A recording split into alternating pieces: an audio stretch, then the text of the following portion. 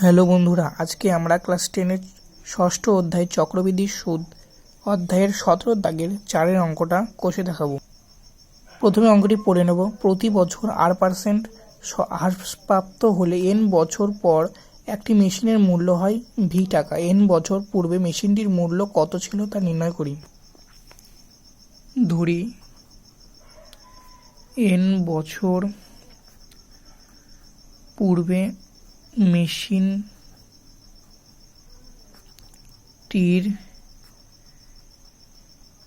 মূল্য ছিল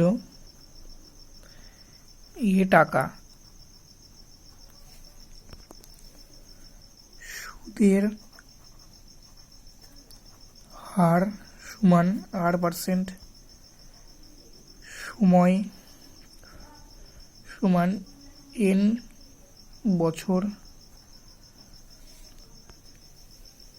স্ববৃদ্ধিমূল সমান v টাকা। অতএব শর্তে a × 1 + R/100 whole to the power n সমান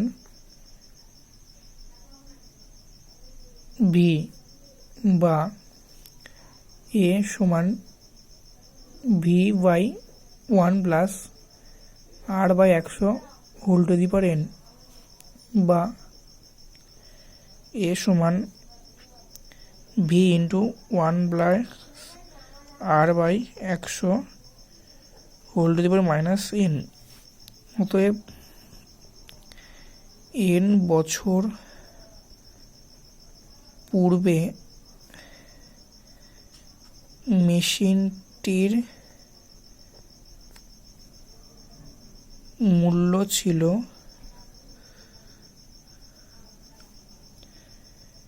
v × 1 + R/100 whole to the power -n টাকা। তো এটাই আমাদের উত্তর।